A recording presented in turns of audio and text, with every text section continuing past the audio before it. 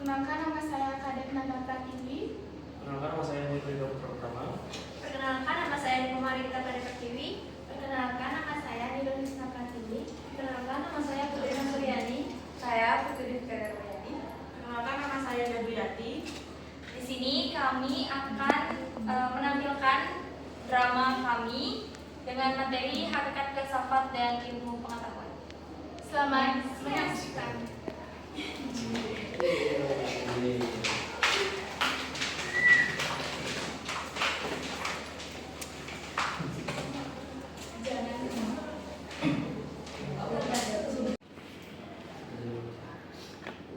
Rabu, 2 Oktober 2024. Tepat pada siang hari di kampus SDB Undisa Denpasar dengan suasana yang sangat panas serta teriknya matahari yang membuat keringat terus bercucuran di tubuh seorang gadis yang bernama Clara.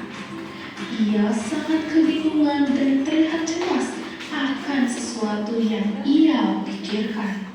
Duh, selin banget ya. Udah panas.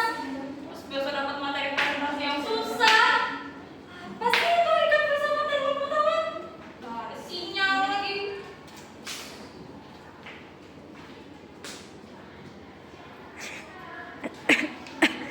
Tidak lama kemudian, datanglah seorang gadis yang bernama Dewi. Dewi merupakan teman dari Clara. Dewi terheran-heran melihat Clara yang kebingungan dan cemas. Sehingga Dewi berusaha untuk menanyakan perihal apa yang tengah Clara alami. Kamu kenapa sih kok kayak orang bingung kayak orang gila tahu? Ih, ngawur. Ada. Jadi aku tuh lagi bingung. Jadi besok tuh aku dapat presentasi materi tentang hakikat filsafat dan ilmu pengetahuan. Semua nggak tahu itu apa. Oh, jadi kamu dapat materi filsafat dan pengetahuan. Tenang, materi itu gampang kok. Materi itu ada kaitannya antara filsafat dan pengetahuan. Kamu serius? Serius? Kamu bisa bantuin aku nggak? Bisa Belajar materi itu? banget.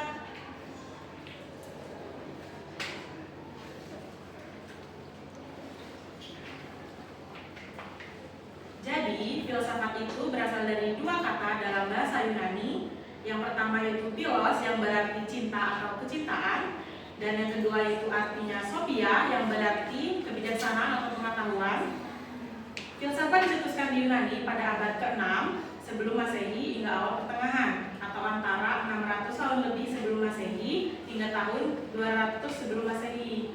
Sedangkan ilmu pengetahuan itu sendiri dapat ilmu pengetahuan sendiri berasal dari dua suku kata, yaitu ilmu dan pengetahuan. Yaitu ilmu pengetahuan dapat ditelusuri di Mesir kuno dan Mesopotamia sekitar 300 hingga 1200 Masehi. Yang dimana pada hakikatnya ilmu pengetahuan itu lahir karena hasrat ingin tahu dalam diri manusia itu sendiri. Jadi itu pengertian hakikat filsafat dan pengetahuan. Tapi aku pikir-pikir dari raut wajah kamu kayaknya aku masih kebingungan. Sebenarnya sih iya. Kamu boleh nggak bantuin aku buat jelasin lebih detail lagi? Boleh banget. Tapi kamu mau nggak aku ajak ketemu sama Nia? Kebetulan sih dia seorang ahli sejarah. Wah, serius? Serius dong. Yaudah kita pergi sekarang ya. Yuk.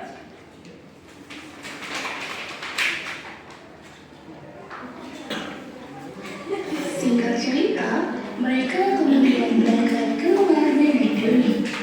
Nenek Dewi merupakan seorang ahli sejarah, sehingga beliau dapat dipercaya untuk menjelaskan mengenai sejarah hakikat filsafat dan ilmu pengetahuan.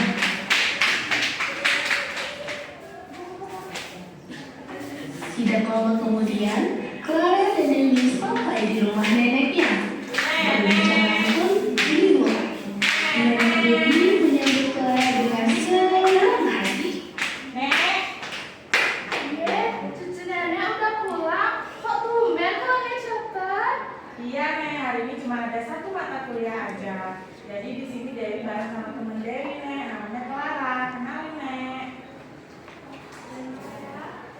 Kenalin, Nek.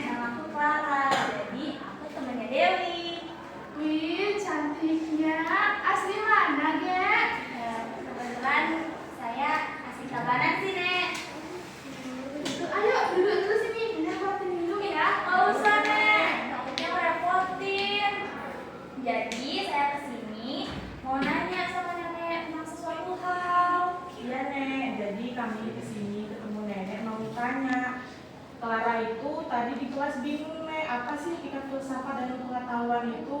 Terus hubungan mereka keduanya itu apa? Gitu nek. Oh, hakikat filsafat dan ilmu pengetahuan. Jangan dibikin stres itu. Kedua materi tersebut memiliki hubungan yang sangat erat. Udah kalau gitu, duduk dulu di sana. Dewi, mau ambilkan makan nenek. Sampai apa ini? Nek. Bentar ya, nenek ambil buku dulu. Ya, Nek. Lalu, Nenek Dewi mengambil sebuah buku sejarah. Kemudian beliau menceritakan bagaimana perkembangan sejarah hakikat filsafat di kala itu. Aduh, sakit badan nenek. Maklum, udah tua.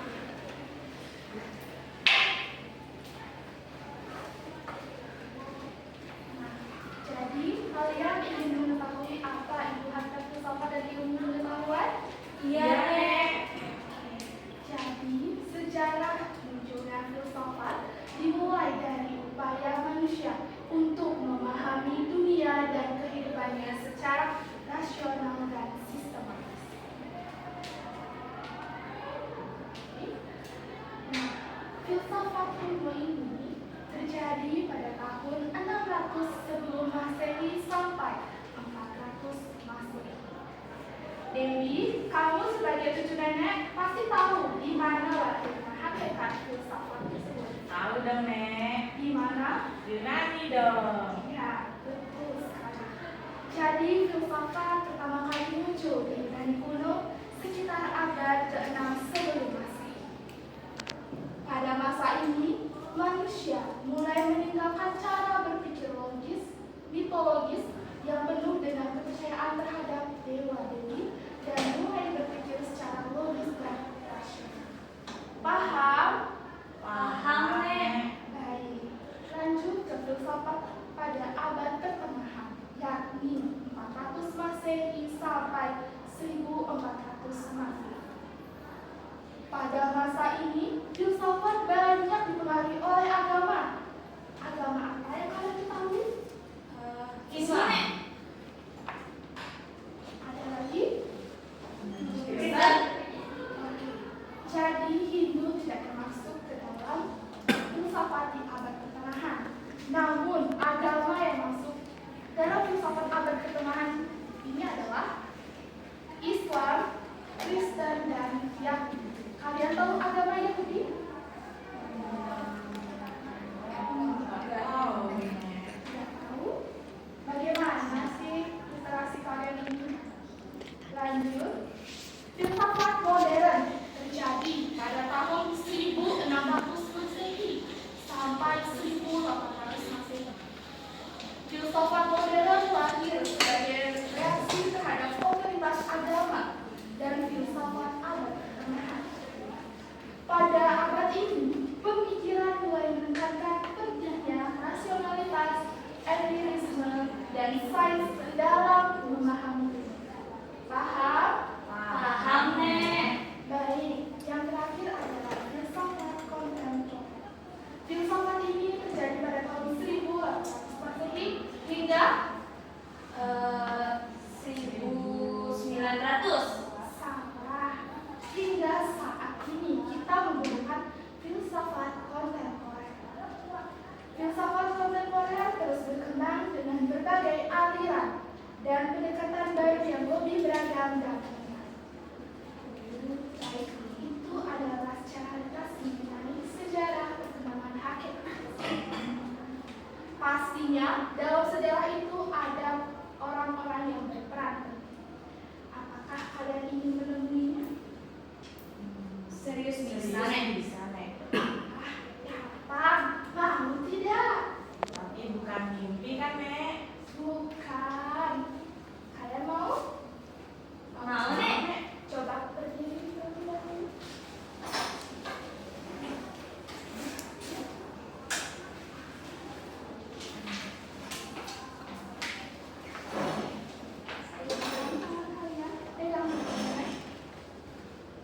Pejamkan mata kalian dan bayangkan kalian sedang di suatu tempat bersejuk.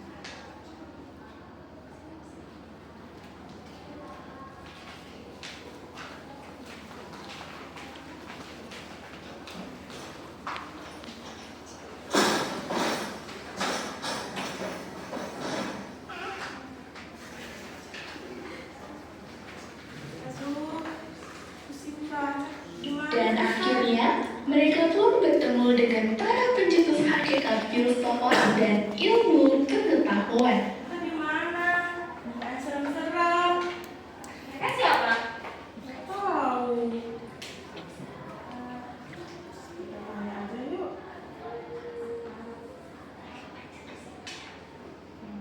Mencetusnya saya serem sih. Yaudah deh, yuk. Situ. Yuk. Perkenalkan, aku adalah Thales. Jadi, kalian ingin mengetahui pendapatku mengenai filsafat? Betul. Jadi, filsafat dapat dipahami sebagai penerapan prinsip dasar atau arti dari segala sesuatu.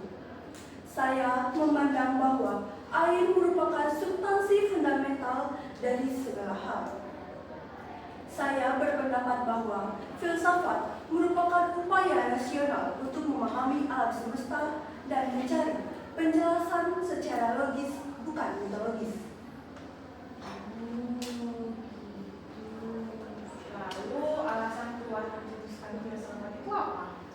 Alasan saya mencetuskan filsafat karena saya percaya bahwa segala sesuatu berasal dari air dan dapat ditelusuri kembali mitos penciptaan bangsa Semit dan juga Mesir. Saya berteori bahwa upaya-upaya memperkenalkan dunia material menggunakan prinsip-prinsip alami, bukan teologis.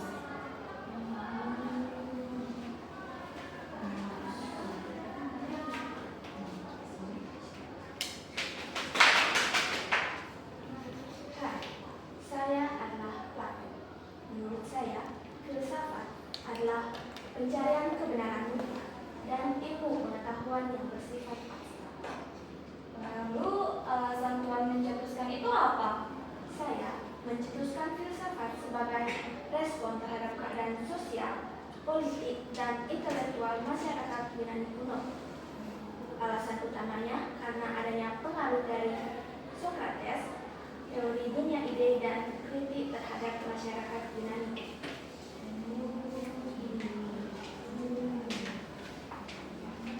Terus kita kemana?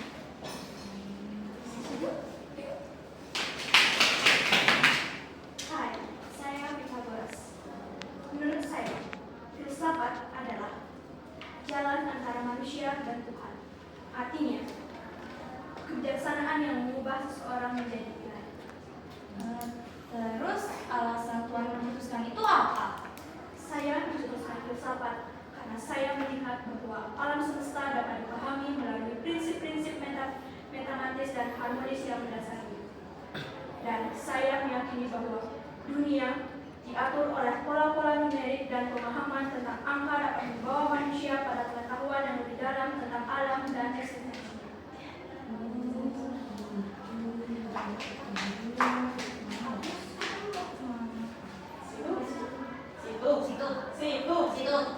Situ. Ya udah, Sun.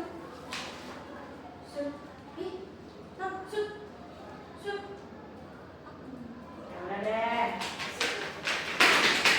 Hai, aku Immanuel.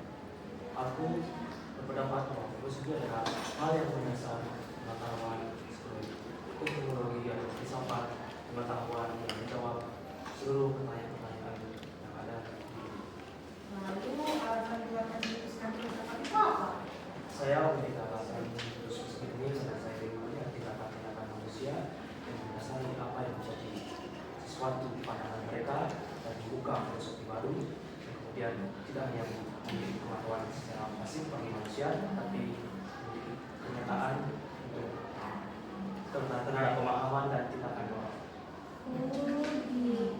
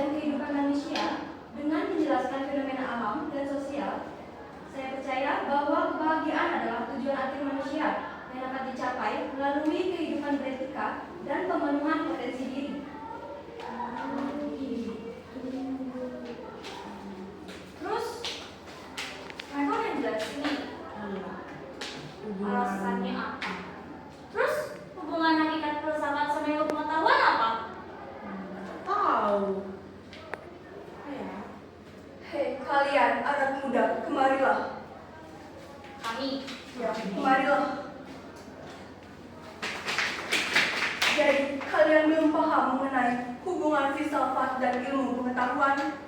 Belum. Maka ambillah buku ini. Di sana terdapat materi penjelasan mengenai filsafat dan ilmu pengetahuan. Pelajarilah materi tersebut dan simpan buku baik-baik.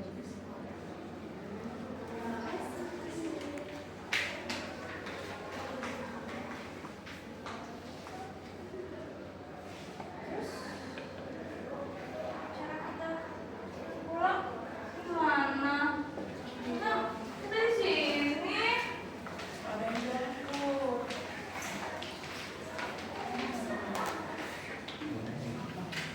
Hei, Nek. bagaimana? Sudah bertemu dengan para pencetus? Sudah, Nek.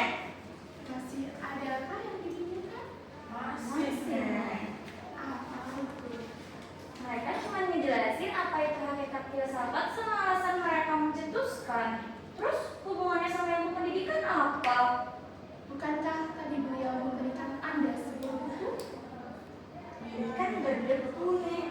Robek, bola busuk. Emang bisa dibaca?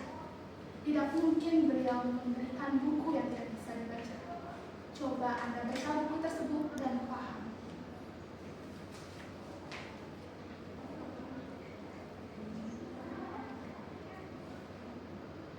Oh, jadi secara keseluruhan, filsafat berperan sebagai landasan ilmu pengetahuan dengan menyediakan kerangka berpikir, metodologi, dan konsep-konsep mendasar tentang kebenaran, realitas, dan pengetahuan. Filsafat membantu ilmu pengetahuan untuk bersikap rasional dalam mempertanggungjawabkan ilmunya.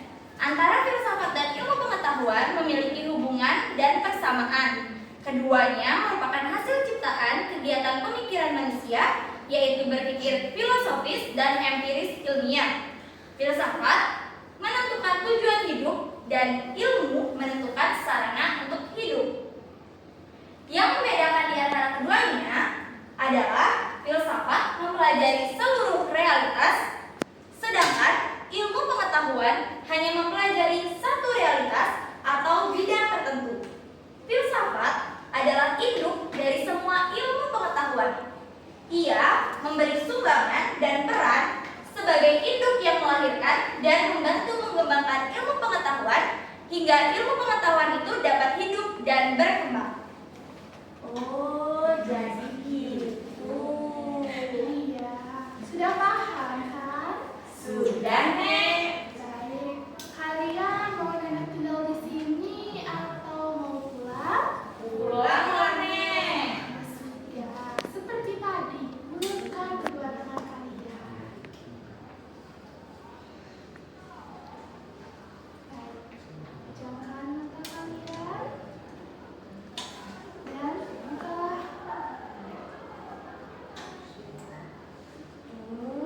Kita udah kembali. Ya udah deh, Nek. Kalau gitu kami berdua pulang dulu ya, Nek. Udah sore, nyariin. Hati-hati di jalan. Makasih banyak ya, Nek. Banyak, Nenek. Dadah, Nek.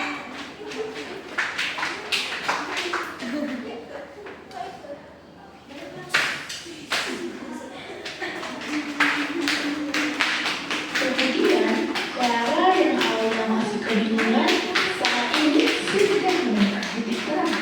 Ia sudah mulai mengerti dan terbayang mengenai apa yang menjadi penjelasan hakikat filsafat dan ilmu pengetahuan.